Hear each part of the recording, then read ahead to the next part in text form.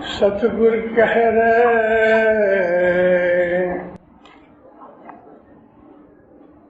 प्रेम भक्ति तोर गए वस अने अंतर लह लगाए सास सास एमाराधी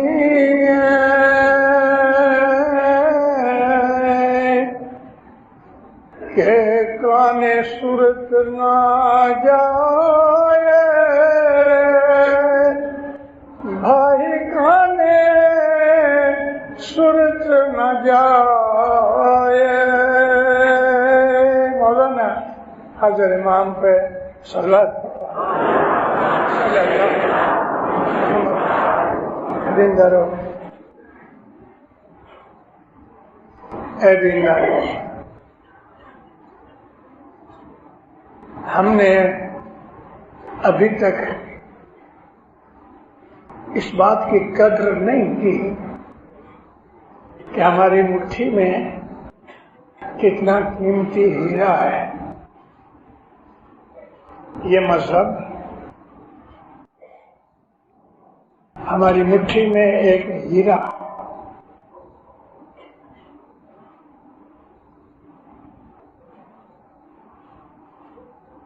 हमें अगर मालूम हो गए कि इस्माइली मजहब क्या है तो खुदा की कसम, फिर कहता हूं खुदा की कसम, आसमान के फरिश्ते हाथ बांध के हमारे सामने खड़े रहे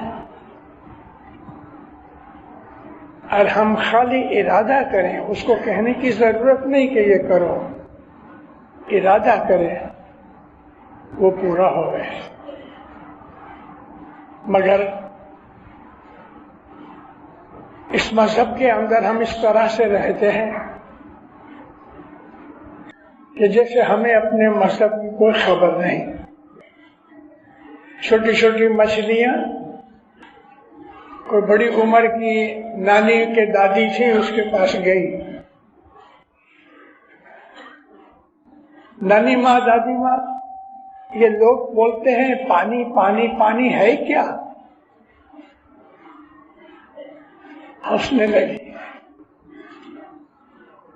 क्योंकि बच्चियां जो है ये बच्चियां मछलियां पानी में तो रह रही हैं, पानी उसके अंदर है, पानी उसके बाहर है, और फिर भी पूछती हैं कि पानी क्या है? कहती है वो मेरे साथ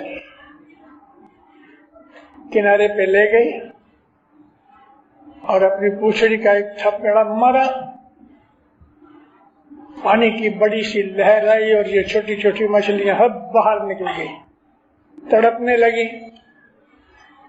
पानी वापस आ गया, ए नानी माँ, ए दादी माँ, हम मर रही हैं, हम मर रही हैं। उसने दूसरा थपेड़ा मारा, पानी गया, उनको ले आया। क्या था? हम तो मर गए थे, ये पानी था।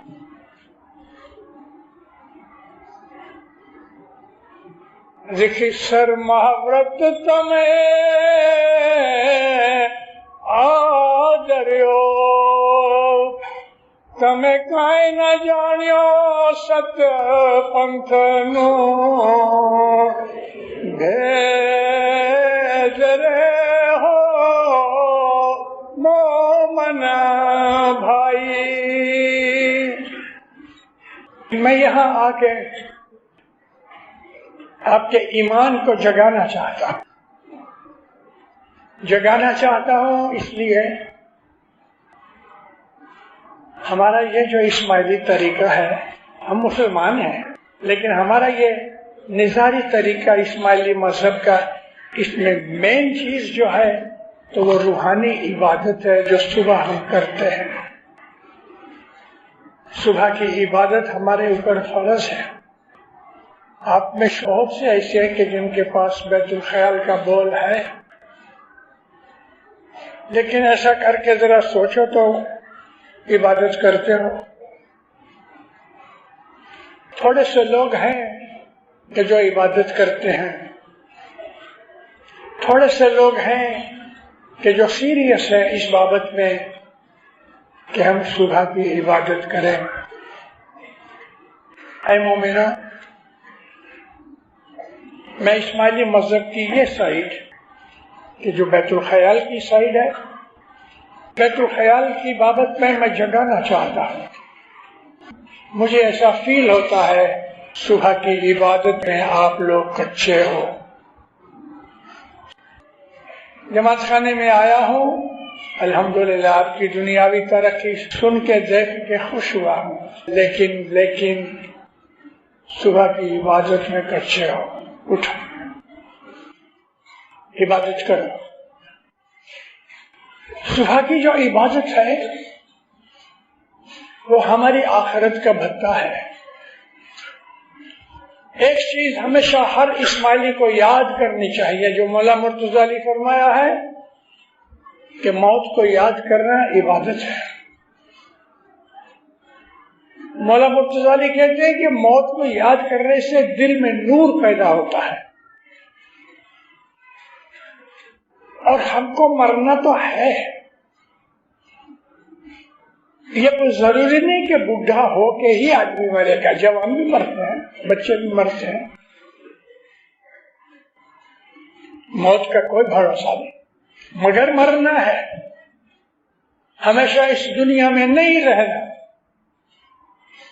जब इंसान के दिल के अंदर वैराग पैदा होता है, और वैराग पैदा कभी होता है जब इंसान सोचता है,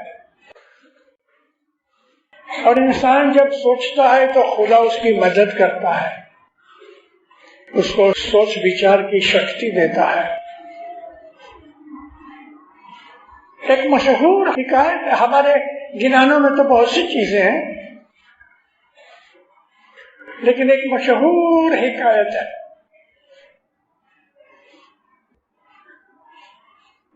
सिद्धार्थ नाम का एक प्रिंस था। जब वो 17-18 साल का हुआ तो उसका बाप जो राजा था उसने इसको घोड़े पे बिठाया, प्राइम मिनिस्टर साथ दिया, लश्कर दिया कि जितने भी राजा के गांव हैं सब घूम के आवे। सिद्धार्थ बाहर निकला, शाही दबदबा था। एक जगह घोड़े को अटकना पड़ा, एक जनाजा निकल रहा था, कोई रास्ता नहीं था, अटकना पड़ा। प्राइम मिनिस्टर को पूछा क्या बात है? कहते सरकार एक आदमी मर गया है, उसकी ठाठरी निकली है। मर गया? क्या है मर गया? उसको पता नहीं था अब तक कि मौत क्या है।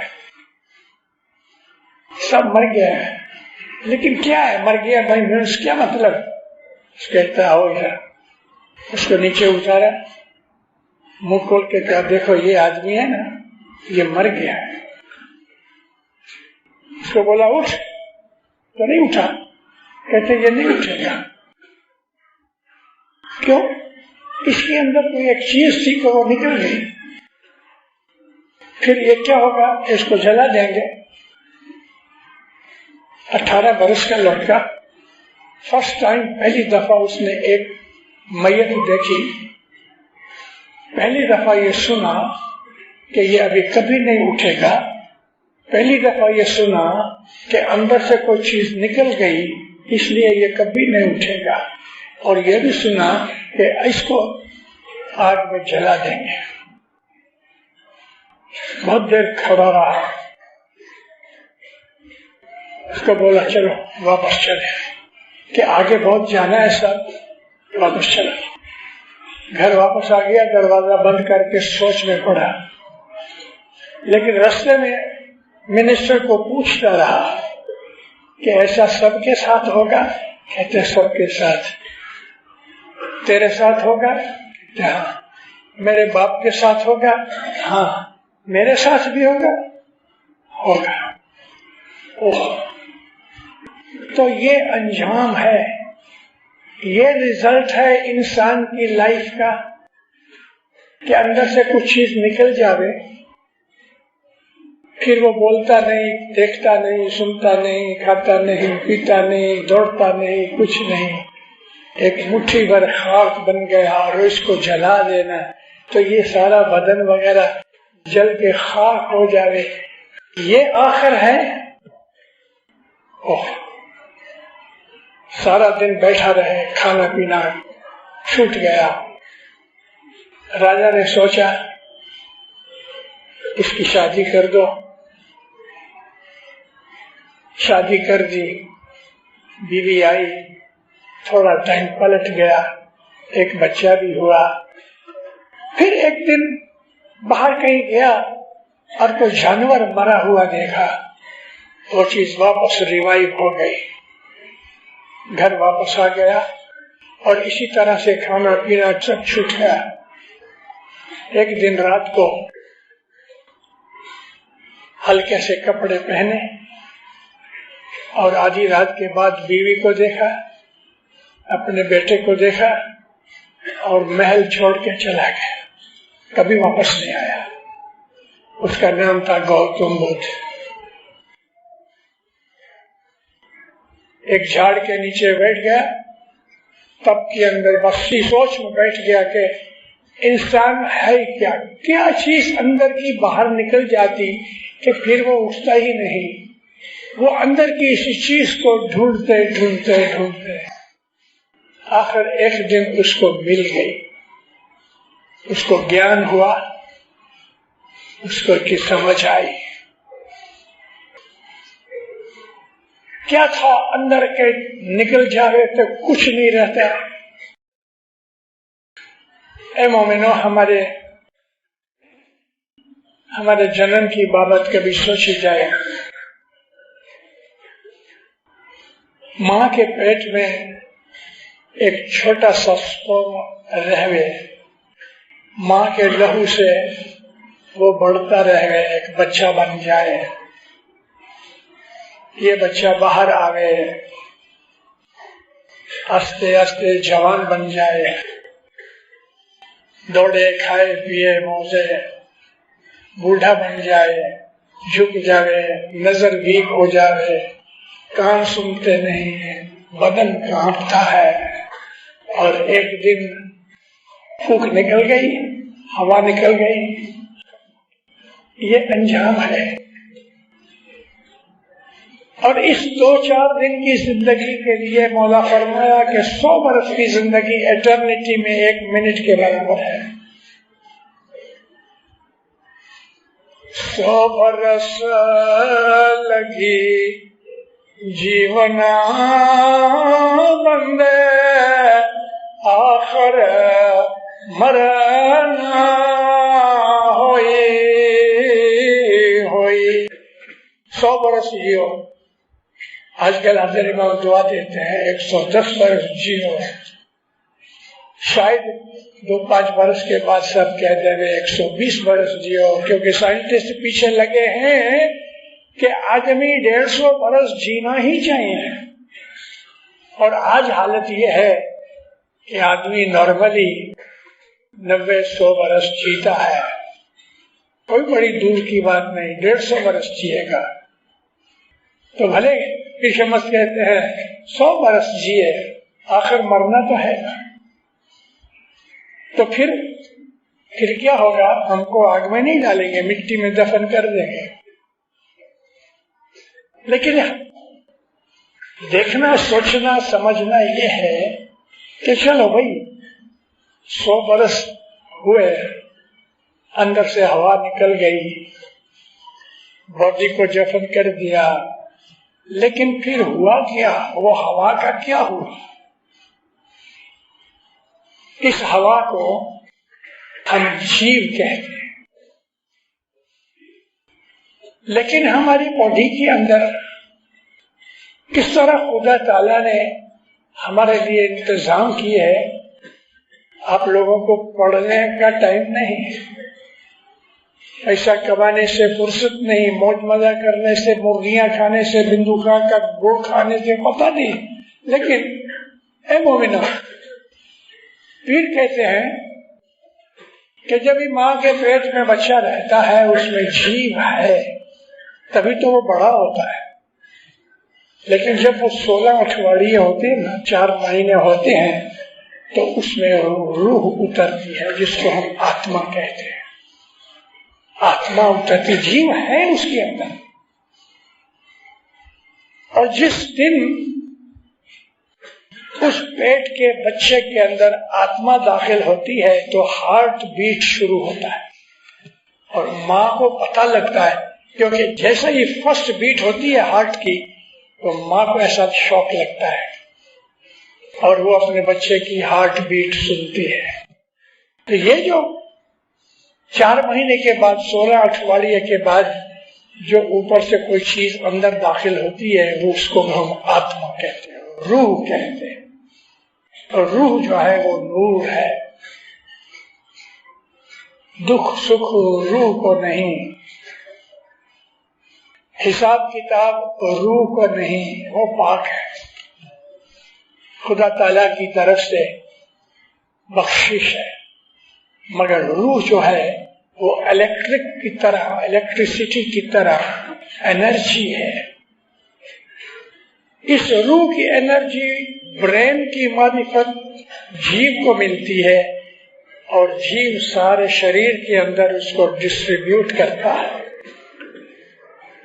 इंसान जब भी भूल चूक करता है, गुनाह करता है, इबादत करता है, नेकी करता है, बदी करता है, वो सब लिखा जाता है, वो जीव का कारण है, और जीव हार्ट में रहता है। जो रूह है वो ब्रेन में, इंटेलिजेंस में रहती है। जब इंसान की मौत आती है तो रूह तो फौरन निकल जाती। इसको हमारे पीरों ने गिनानों के अंदर प्राण पुरुष को अमर है। प्राण का पुरुष, पुरुष कहते हैं मालिक को, प्राण कहते हैं जीव को, फोर्स ऑफ लाइफ। फिर कहते हैं कि जो प्राण का पुरुष है, मालिक जो है यानी आत्मा, वो अमर है। काया मरी मरी जाए, और ये काया है ये बदलती रहती है।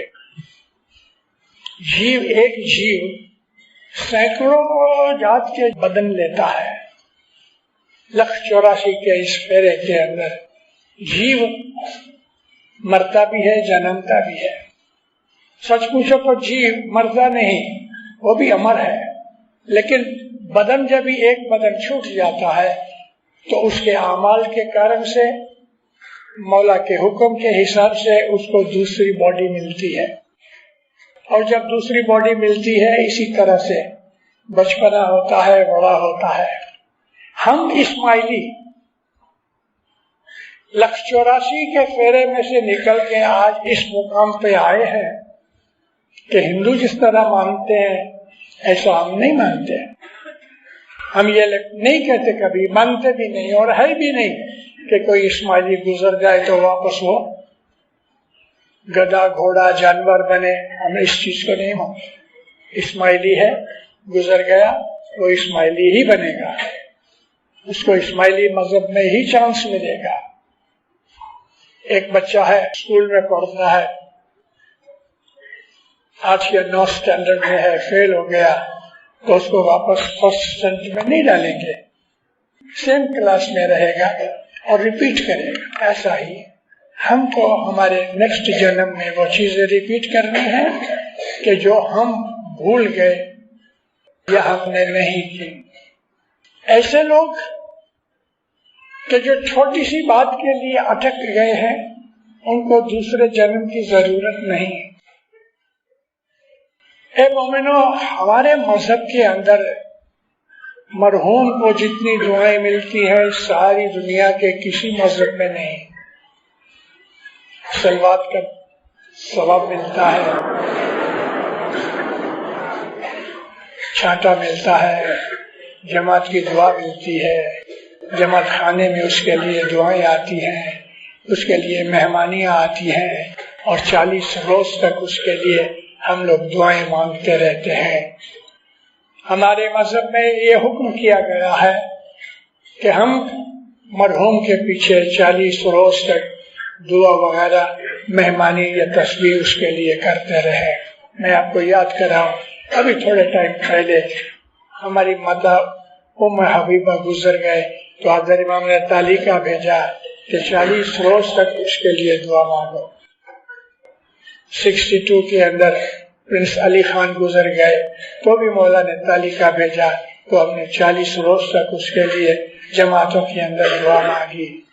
मगर हमारी जमात के अंदर जब भी कोई गुजर जाता है तो 10वें तक तो करते हैं, बाद में अगर मानो कि 14वें 15वें रोज को खुशहाली आ गई या चादरात आ गई, तो बड़ी बड़ी बूढ़ियां उनको बोलती है ना, आचारी में जो पानी भेजी दो, 40वें का पानी डाल दो। ये बराबर नहीं है। उस मरहूम को नुकसान मत दो। कभी खुशहाली भी बीच में आ गई तो क्या है, उसमें कोई गमी की बात नहीं है। 40 दिन तक मरहूम को दुआ पहुंचाओ और उसके लिए तस्बीह भी निकालो, और कभी जिंदगी भर अपने माता पिता की रूहानी सवाब के लिए एक सलवात की तस्बीह निकालो, तो क्या बुरा है, उनके लिए अच्छा है। मरहूम के लिए सलवात की तस्बीह सबसे आला चीज, उसको याद करो और उसकी भी दुआएं दो। जो एस्ट्रल बॉडी है, इसका अकाउंट होता है, हिसाब किताब होता है। कब्र के अंदर जब भी सुला देते हैं, मिट्टी डाल देते हैं, तो ये एस्ट्रल बॉडी वापस कब्र में इस बॉडी में दाखिल होती है और उसका हिसाब किताब होता है। और ये हिसाब किताब इसके ऊपर से उसको दर्जा मिलता है, कहाँ जावे क्या करे, मौला का हुक्म होता है उसके लिए। लेकिन ये हिसाब किताब जो मौत के वक्त होता है, हर एक के साथ, कोई छूटने वाला नहीं। और इमाम ज़मान के बहुत से फरमानों के अंदर ये चीज भी है कि तुम्हारा अकाउंट लिया जाएगा। और हमारे गिनान तो भरे पड़े हैं इस बाबत के लिए कि हिसाब किताब लिया जाएगा। लून पानी ना साहेब, लून कहते हैं नमक को, लून पानी ना साहेब लेखा ले से जारे किम करी उतरतिया देसो जुगेश्वर श्रेष्ठ गुरु बिना मुगति न हो। ये लून पानी का मोला लेखा देगा कितना नमक खाया है। मतलब कहने का ये है कि छोटी छोटी चीज का हिसाब किया जाए। कुरान शरीफ में अल्लाह कहता है कि राई के दाने जितनी भी तुमने नेकी की है बर्बाद नहीं होएगी, और राई के दाने जितना गुनाह किया है उसकी सजा मिलेगी। अब ये सारी चीजें समझने के बाद हमारे अंदर जागृति पैदा होती है, और जागृति पैदा ये होती है कि मुझे जाना है तो मैं उधर के लिए कुछ करूं। ये चीज हमको हमारा मजहब समझा के तो कहता है सुबह उठो 3 बजे, बैतुल ख्याल की बंदगी करो, दिन भर अमाल अच्छे करो, किसी का खाओ मत, किसी पे जुल्म न करो, चोरी न करो, झूठ मत बोलो, किसी के ऊपर आरोप न लगाओ, अपनी बदियों बुराइयों को दूर कर दो, तो तुम्हारा जो जीव है ना वो हल्का हो जावे, प्योर और साफ बने। ये हमारा मजहब है जो हमें सिखाता है। और मोमिनो, जो आदमी गफलत में है, सोया हुआ है, मेंटल कंडीशन में, उसको बहुत नुकसान होगा। सैयदा इमाम बेगम कहती है, और ऐसे बहुत से गिनानों में हमारे पीरों ने हमको जागृत किया, उठो जागो, उठ जागो मन मेरा, तू काहे को सोता है, मन का जन्म रतन है, सुख गफलत में खोता है, उठ जाग कैसे अच्छे गिनान, कैसे अच्छे गिनान है, इल्म उसमें। और गिनान बोलने से इंसान के अंदर आध्यात्मिक अवेकनिंग पैदा होती है। गिनान बोला करो, गिनान समझा करो। जागो जागो भाईड़ा एम शरण विहानी, उठो। क्यों इस तरह से रात गुजार रहे हो? सुबह उठ के मौला को याद करो। मौलाना इमाम सुल्तान मोहम्मद शहजाद फरमाया, दिन में किसी एक वक्त तुम्हें थोड़ी फुर्सत मिले, अगर हर रोज नहीं बने तो अठवाडिये, वीक में एक दिन। मौला कहते हैं कि हफ्ते में भी एक दिन नहीं मिले तो महीने में जरूर एक दिन कोने में बैठ के अपने घर में सोचो। सुल्तानों से फरमाया, सोचो कि मैं क्या कर रहा हूं, क्या मेरी लाइफ अच्छी है, क्या मैं गुनाह करता हूं? और अगर गुनाह करते हैं तो हर आदमी को मालूम है कि मैं क्या गुनाह करता हूं। मौला फरमाते हैं कि सोचो कि जो तुम करते हो क्या वो सच है, और अपने आप को इस बात के लिए जगाओ करो। दुनिया में ऐश आराम, खाना पीना, इसी में जिंदगी गुजारना ये हमारा मजहब नहीं है। हमको हमारे इमामों ने, हमारे पीरों ने मना नहीं किया कि अच्छा खाना न खाओ, हमको मना नहीं किया कि अच्छे मकान में न रहो, हमें मना नहीं किया कि अच्छे कपड़े न पहनो, लेकिन एक बात जरूर कहते हैं कि अपना दिल दुनिया में मत लगाओ। अगर तुम्हारे पास 2 मिलियन का बंगला है तो उसके ऊपर फख्र मत करो, उसके ऊपर फख्र मत करो। लाहौर का स्टेशन यही है, अभी थोड़ा चेंजेस वगैरह हो गए। मेरे अब्बा की आंख से देखी हुई ये बात है। 1911-12 के अंदर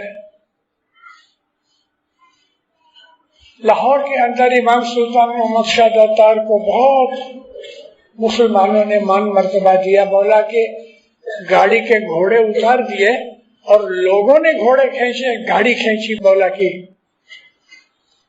तो उस वक्त हम लोग अमृतसर रहते थे, मेरे बाप मेरे दादा लाहौर देखने गए थे, तो उस वक्त वापस आते थे, एक वाकया बना।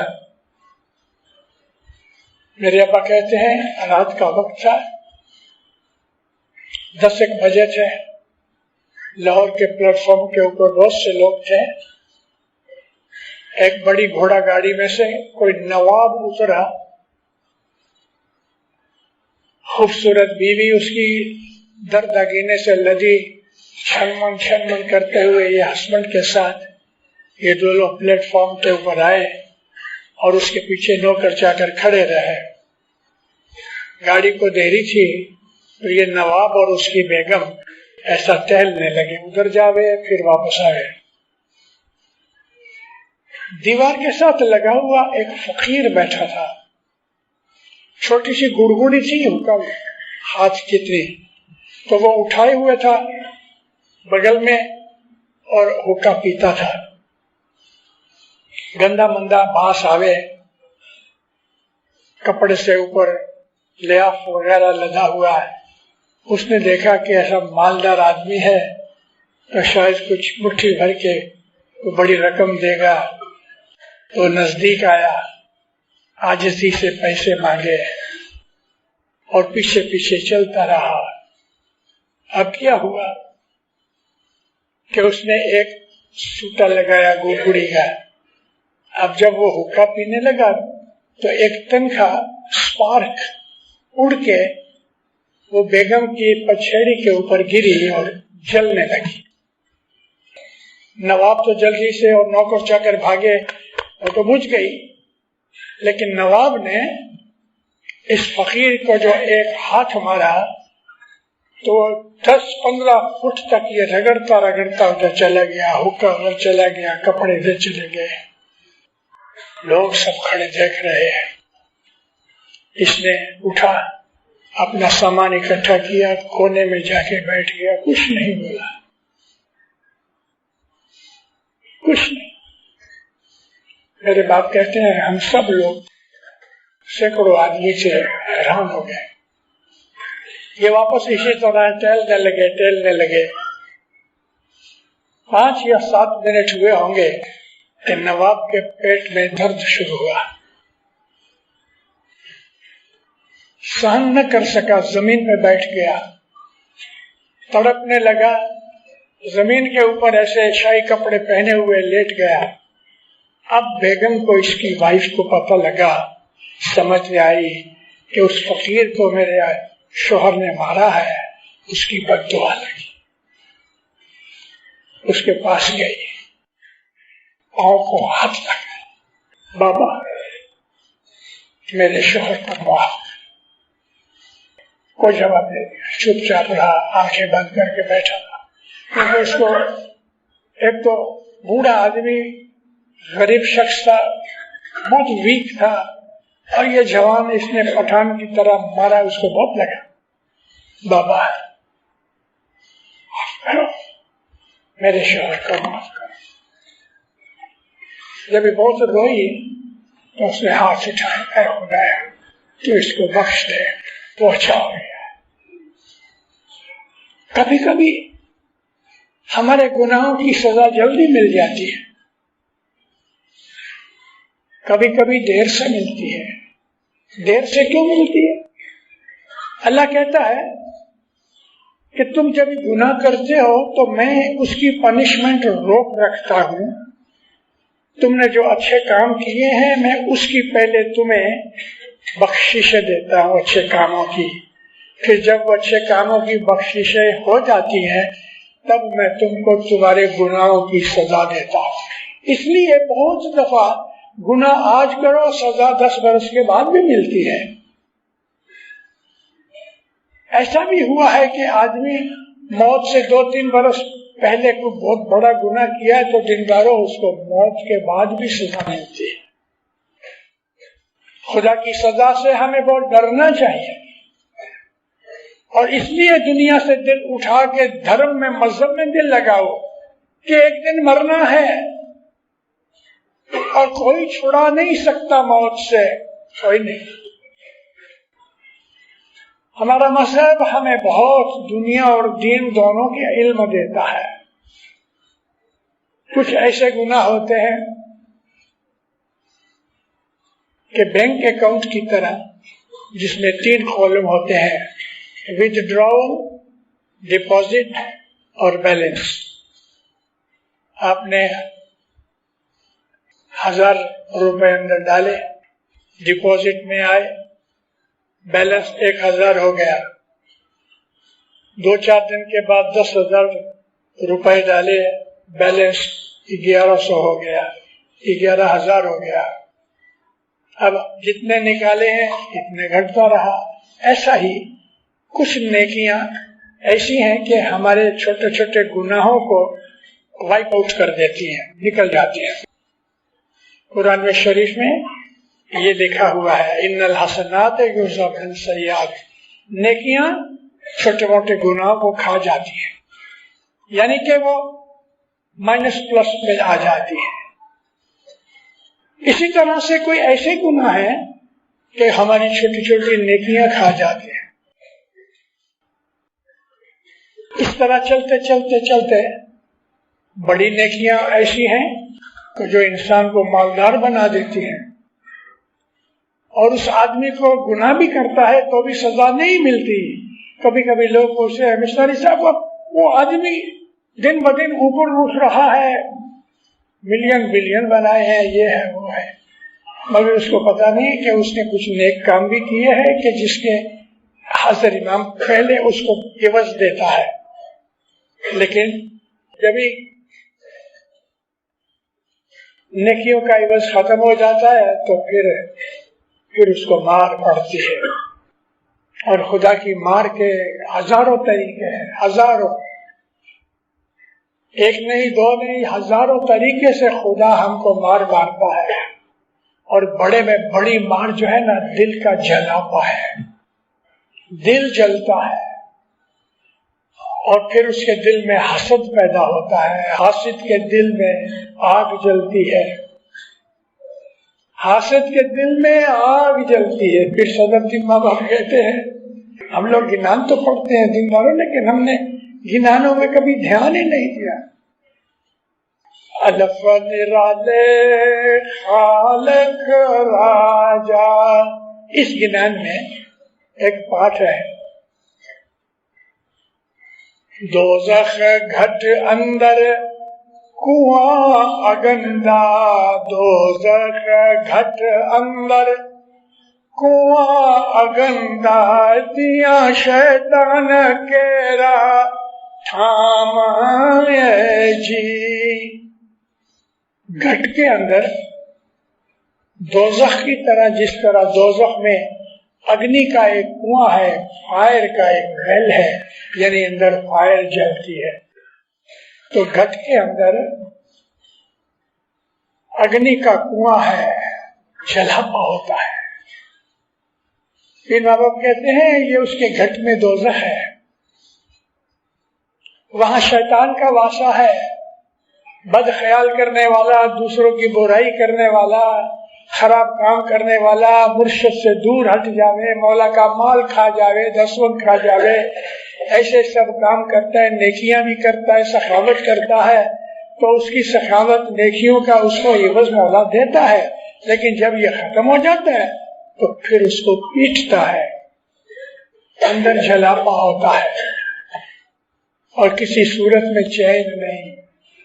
दिल की ये अगन उसकी जिंदगी को परेशान कर देती है। दिल के अंदर जो ये जलापा होता है उसका कोई इलाज नहीं, वो सजा उठाने ही चाहिए। इसीलिए खुदा ताला कहता है कि मेरे इंसाफ से डरो, क्योंकि मेरा इंसाफ किसी को छोड़ेगा नहीं, किसी को नहीं, छोटा बड़ा, राजा महाराजा कोई भी हो गए, उसके सामने कोई नहीं। डरो, खुदा से डरो। सैया जी मोरे डर लागो एक दिन को, वो दिन कौन सा? मौत का दिन, के जब हमारा हिसाब किताब हो। दिन को रे घड़ी पल को, सैया जी मोरे डर लागो एक दिन को। हमारी सईदा इमाम बेगम ने 30 गिनान बनाए, लेकिन 9-10 गिनान मिलते हैं, बाकी गिनान मिलते नहीं। मगर इसके सारे गिनानों में रूहानियत है। सईदा इमाम बेगम के जितने भी गिनान है, आजिज़ी है, विनती है, रूहानियत है। ए मौला, जैसे कि सईदा इमाम बेगम कहती हैं कि भैया मौला मेरा हाथ पकड़ना, मेरा हाथ पकड़ना, पकड़ी ले जो मारो हाथ। हज़रत इमाम की मेहरबानी, हज़रत इमाम की दया, उसकी आरज़ू करो, जहां तक बन सके जमात खाने आओ।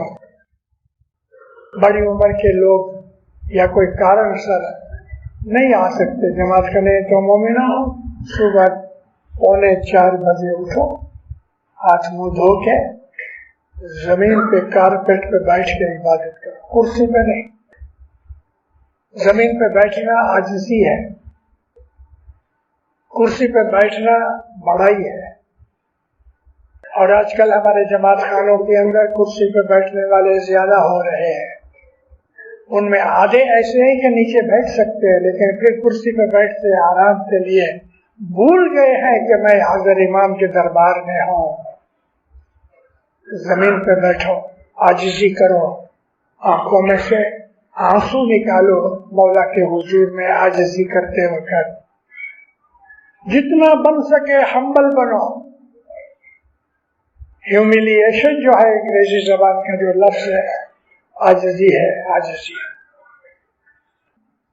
मौला से हमेशा दुआएं मांगो। एक और बात मैं कहना चाहता हूं, आदमी जरा सा सक्सेसफुल होता है, खासतौर के बिजनेस में, पैसे में, आवक बढ़ जाती है, शान शौकत बढ़ जाती है, तो मगज का टेम्परेचर भी बढ़ जाता है और समझते हैं मेरे जैसा कोई नहीं। ये बहुत ही खतरनाक चीज है। माल दौलत के कारण से, सक्सेस के कारण से जब हमारे अंदर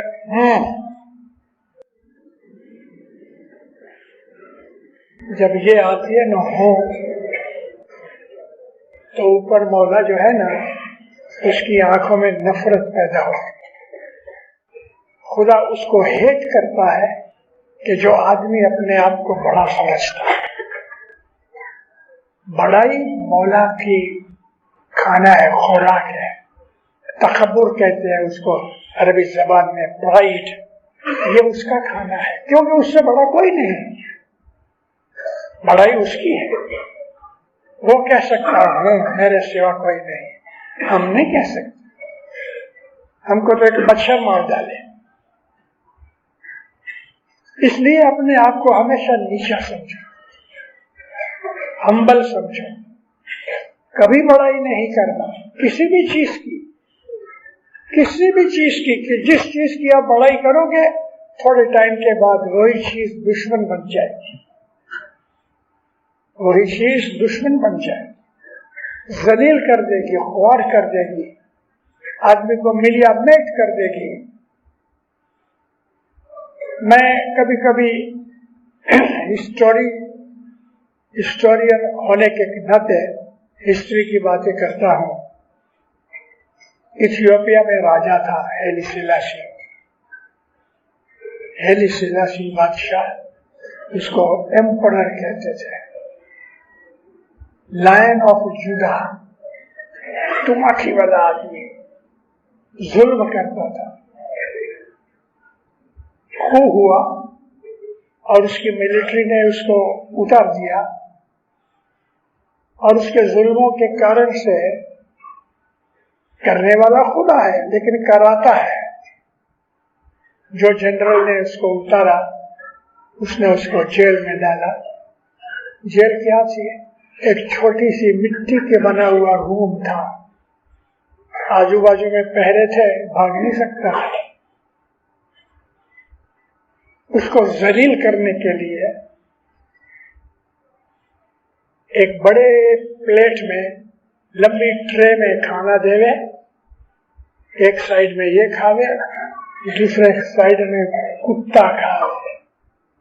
एक ही प्लेट में Emperor Haile Selassie, Lion of Judah, खाना खाता है, इसी प्लेट में दूसरे किनारे पे कुत्ता खाता है।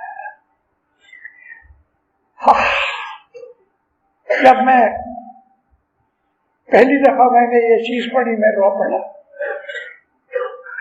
बादशाह आज कुत्ते के साथ खाता है। ए मौला, मोमिनो, मौला से बहुत डरो, मौला के इंसाफ से, उसके जस्टिस से, उसके लॉ से बहुत डरो। हम इतने ताकतवर नहीं हैं, हम कमजोर हैं।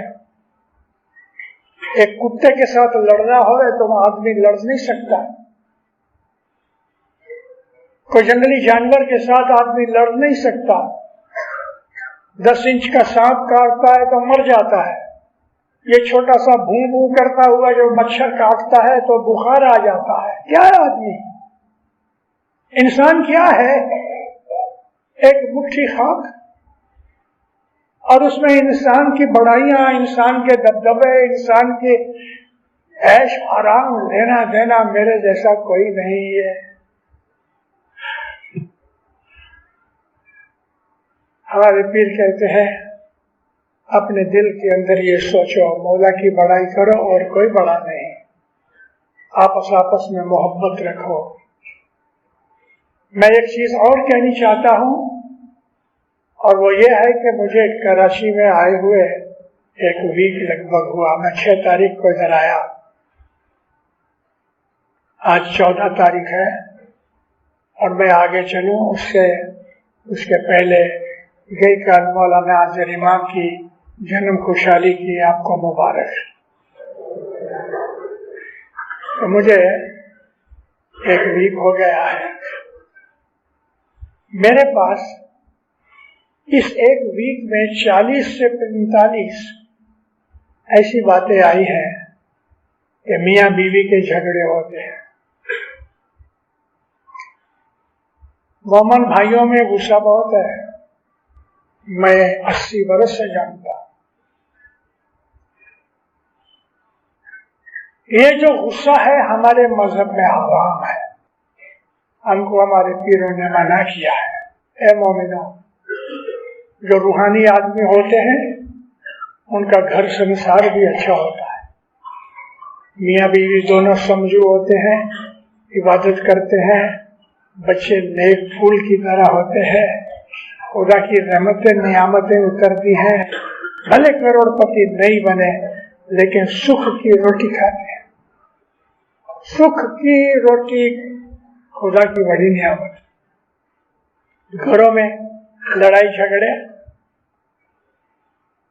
और इसमें मियाँ बीवी के झगड़े जो हैं वो औलाद को खराब कर देते हैं। बच्चे छोटे होते हैं, मियाँ बीवी जब भी झगड़ते हैं तो बच्चे दोनों को देखते हैं। इन दोनों में से किसी एक को, कोई एक बच्चा या 2 बच्चे अपने दिल में समझ लेते हैं कि ये जुल्म करता है, या बाप या माँ, और दिल में गांठ बांध लेते हैं।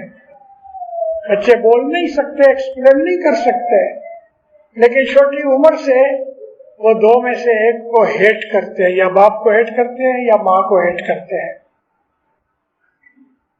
और जब ये बड़े होते हैं तो वो हेटरेट जिंदगी भर रहती है। बच्चों की जिंदगी बिगड़ जाती है कभी कभी माँ बाप के झगड़े में। उनका भविष्य खराब हो जाता है, उनकी एजुकेशन खराब हो जाती है, मेंटल कंडीशन खराब हो जाती है। मैंने ऐसे केसेस भी देखे हैं, 10 से 11, 12 बरस के लड़का माँ बाप के झगड़े में पागल हो गया। तालीम एजुकेशन छोड़ दी, जमात खाना छोड़ दिया, बस बैठा रहता, सोचता रहता, मेंटल कंडीशन पैदा हो गया।